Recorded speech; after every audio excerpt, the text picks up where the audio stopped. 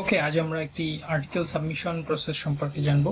মূলত যে আর্টিকেলটি সাবমিট করব সেটি প্রিপ্রিন্ট একটি সার্ভারে সাবমিট করব। আমরা প্রিপ্রিন্ট সার্ভারের জন্য এখন পপুলার একটি সার্ভার রয়েছে, যেমন রিসার্চ স্কোয়ার। সেটি লিখে সার্চ করলাম গুগল ক্রোমে, এরপর রিসার্চ স্কোয়ার হোমে যাব। তো আমাদের সাইন ইনে ক্লিক করতে হবে। তো সাইন ইনে ক্লিক করব এই কারণে, যদি অ্যাকাউন্ট থাকে তাহলে তো সাইন ইন এ ক্লিক করে, মানে ইমেল এবং পাসওয়ার্ড এই ইনফরমেশনগুলো দিয়ে সাইন ইনে ক্লিক করলেই হবে। আর যদি না থাকে তাহলে জাস্ট ক্রিয়েট অ্যাকাউন্টে যাব। তো ক্রিয়েট অ্যাকাউন্টে কীভাবে, খুবই simple. First name, last name, email, password এগুলো আপনি দিয়ে দেবেন। যে ক্রাইটেরিয়া রয়েছে খুবই সিম্পল। যারা পেপার লিখতে পারেন আই হোপ এইটুকু অ্যাটলিস্ট করতে পারবেন। অর্কিড আইডি, তারপর হচ্ছে ইনস্টিটিউশনাল ইমেল, এগুলো ইনস্টিটিউশন ইমেল না, ইনস্টিটিউশন, কান্ট্রি, এগুলো খুব সহজেই দেবেন। তারপর এটি জাস্ট বাই চেক করে, বাই চেকিং দিস বক্স, এটাতে আপনি টার্মস অ্যান্ড কন্ডিশন এগ্রি করছেন, ক্রিয়েটে ক্লিক করলে হয়ে যাবে। আর অর্কিড আইডি কীভাবে ক্রিয়েট করতে হবে এবং অর্কিড আইডি মূলত কী এবং অর্কিড আইডিটা কীভাবে এখানে প্রোভাইড করতে হয় তা এখানে দিয়েছে। আর অর্কিড আইডি নিয়ে আমি একটি ভিডিও মেক করেছি, এই ভিডিও ডেসক্রিপশনে সেটি দিয়ে দেবো কীভাবে অর্কিড আইডি ক্রিয়েট করতে হয়। ওকে, আমাদের যেহেতু এই রিসার্চ স্কোয়ারের অ্যাকাউন্ট রয়েছে, তাই আমি সিম্পলি সাইন ইনে ক্লিক করবো। সাইন ইনে ক্লিক করে ইমেল এবং পাসওয়ার্ড দিয়ে দিলাম। আমার এখানে অটো নিয়ে নিয়েছে, তারপর জাস্ট সাইন ইন প্রেস করে দিলাম, তাহলে আমাদের অ্যাকাউন্টে সাইন ইন হয়ে যাচ্ছে। অ্যাকাউন্টে সাইন ইন হয়ে গেলে আমাদের প্রথমেই যে কাজটি করতে হবে, যে সাবমিট এ প্রিপ্রিন্ট, এখানে ক্লিক করব। সাবমিট এ প্রিপ্রিন্টে ক্লিক করলেই সাবমিশনের যে পেজটা রয়েছে সেখানে চলে আসবে। তারা বলেই দিয়েছে এন্টার ইউর ম্যানুস্ক্রিপ্ট টাইটেল। আমি আমার ম্যানুস্ক্রিপ্টে যাচ্ছি, ম্যানুস্ক্রিপ্ট টাইটেলটা কপি করে নিব। এটি হচ্ছে আমার ম্যানুস্ক্রিপ্ট টাইটেল। গুড, পেস্ট করে দিলাম। ওকে, তারপর গেট স্টার্টেড ক্লিক করলাম।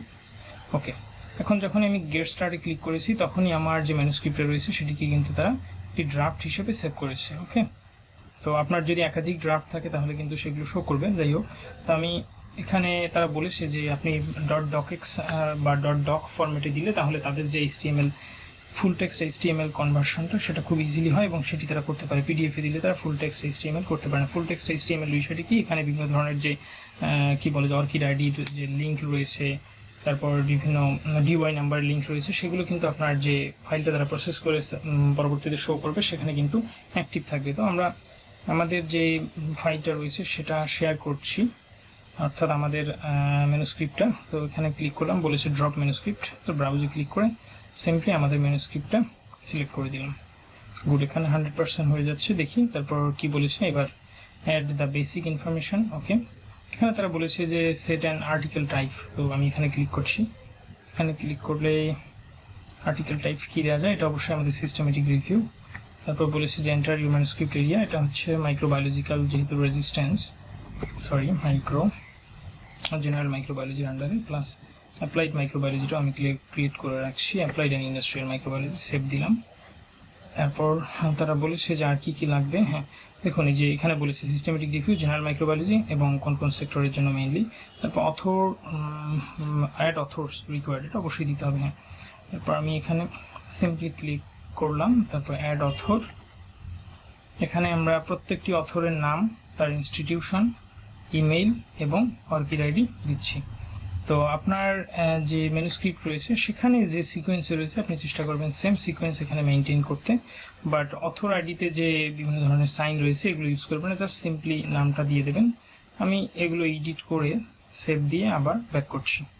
ওকে, সমস্ত ইনফরমেশন অ্যাড করা হয়ে গেলে, অর্থাৎ আমাদের যে সমস্ত এই অথর নেম রয়েছে, তারপর ইনস্টিটিউশন নেমের ক্ষেত্রে আপনি ম্যানুস্ক্রিপ্টে যেভাবে ইনস্টিটিউট এফিলিয়েশন অ্যাড করেছেন, অর্থাৎ আপনার এই এফিলিয়েশন এখানে যেভাবে এগুলো অ্যাড করেছেন ঠিক একইভাবে আপনি ইনফরমেশনগুলো সাবমিট করবেন। জাস্ট নামের পূর্বে 1 রয়েছে, এটি 1 2 3 এই ধরনের যে পজিশনগুলো রয়েছে, পজিশন বলতে এটা বোঝাচ্ছে কোন ইনস্টিটিউট অ্যাকচুয়ালি, তো সেটা আপনি দেবেন না, চেষ্টা করবেন এইভাবেই দেওয়ার। বা আপনি লাস্টে যে জিপ কোড এগুলো ক্যান্সেল করে দিতে পারেন, শুধু নামটাও দিতে পারেন, কোনো প্রবলেম নেই। আর আপনি যে অ্যাকাউন্ট থেকে সাবমিট করছেন সেটি ইনফরমেশন যখন অ্যাড হয়ে যাবে এবং তার ইমেল যখন যেখানে অ্যাড হবে সেটির পাশে কিন্তু স্টার্ট সাইন দেখাবে, এবং যিনি কোরেসপন্ডিং অথর হবেন সেটি অবশ্যই কোরেসপন্ডিং অথর হিসেবে চেক করে দিতে হবে সেই বক্সটা। আর আপনারা যখন অথর লিস্টগুলো অ্যাড করবেন তখন সিকোয়েন্সিয়ালি যেভাবে পেপার রয়েছে সেভাবে দেওয়ার চেষ্টা করবেন। তো অথর লিস্ট অ্যাড করা হয়ে গেলে আমরা জাস্ট সেভে ক্লিক করব। সেভে ক্লিক করলে আমাদের অথরদের ইনফরমেশন কিন্তু সাকসেসফুলি আপডেটেড হয়ে যাবে। ইয়েস, আপডেট হয়ে গিয়েছে, আমরা দেখতে পাচ্ছি। এখানে নামগুলো একবার চেক করে নিব এখানে যে সমস্ত নাম ঠিক রয়েছে কিনা। হ্যাঁ, আমাদের নামগুলো ঠিক রয়েছে। এরপর আমরা অ্যাড অ্যাবস্ট্রাক্ট, এটা রিকোয়ার্ড রয়েছে, তাই অ্যাড অ্যাবস্ট্রাক্টে ক্লিক করব। Enter the manuscripts abstract, just ম্যানুস্ক্রিপ্টের অ্যাবস্ট্রাক্টটা কপি করে নিয়ে আসবো।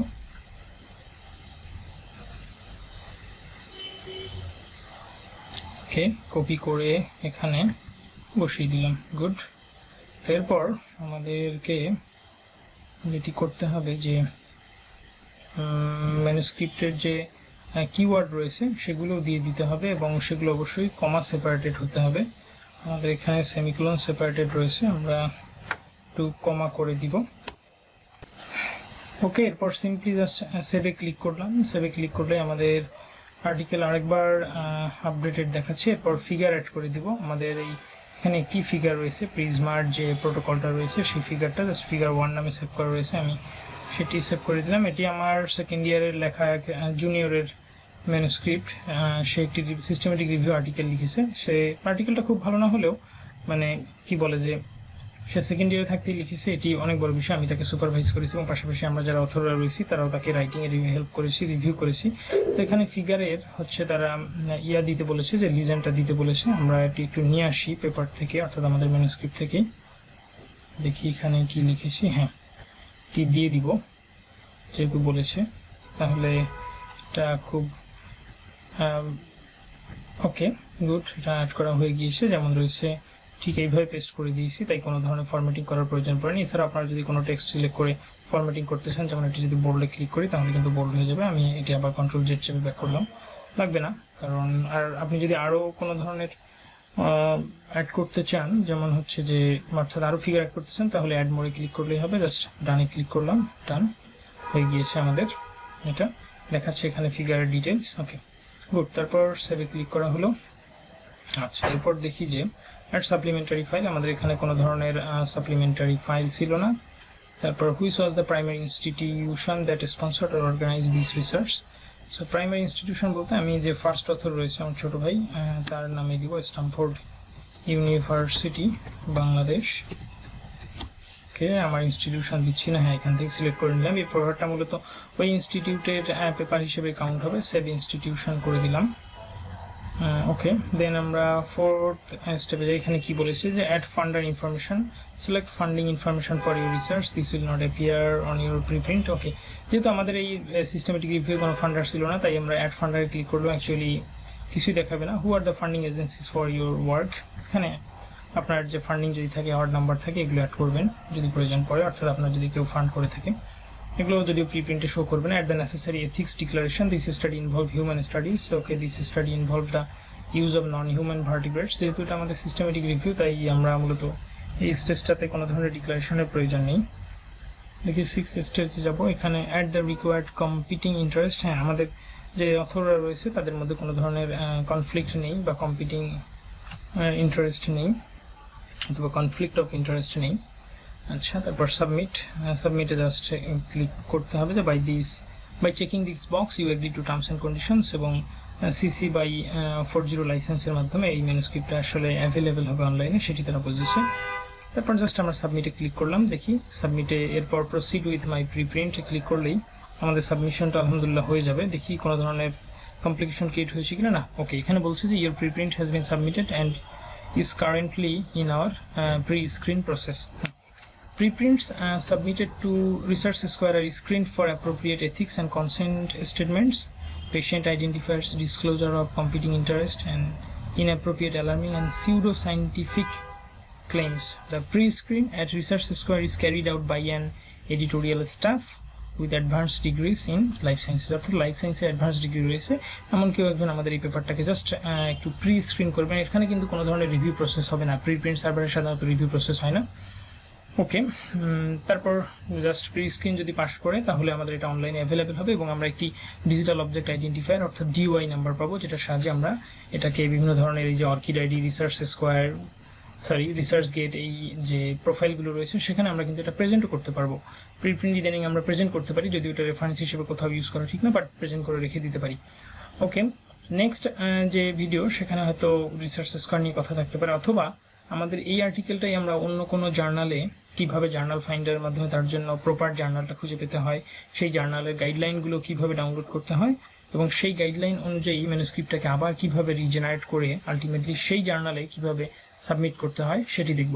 সেই জার্নাল বলতে আমরা বুঝেছি আমরা একটি পিয়ার রিভিউড জার্নালে সাবমিট করব, যেগুলো ট্র্যাডিশনাল জার্নাল হিসেবে পরিচিত, যে আমরা সাবমিট করব, তারপর জাস্ট তারা সুন্দর করে একটি আর্টিকেল আকারে পাবলিশ করবে, এবং এখানে অবশ্যই পিয়ার রিভিউ প্রসেস রয়েছে, অর্থাৎ 2 থেকে 3 জন রিভিউয়ার আমাদের এই আর্টিকেলটি পড়বেন, তারা তাদের কোনো ধরনের কোশ্চেন অ্যারাইজ করলে কোশ্চেন ব্যাক করবেন, আমরা সেটি আবার ডিফেন্ড করবো। এছাড়াও এডিটোরিয়াল কমিটির বা এডিটর যিনি থাকবেন এই ম্যানুস্ক্রিপ্টে, সেই এডিটরও কমেন্ট করতে পারেন, তার সেই কমেন্টগুলো ডিফেন্ড করতে হতে পারে। ওকে, আজ এ পর্যন্তই। কোনো ধরনের কোয়েরি থাকলে কমেন্ট বক্সে জানাবেন, হোয়াটসঅ্যাপে না করতে পারেন, বাট কাইন্ডলি ফোন করবেন না, ভয়েস টেক্সট অথবা সিম্পলি টেক্সট পাঠাবেন। ওকে, ভালো থাকবেন, সুস্থ থাকবেন, আল্লাহ হাফিজ।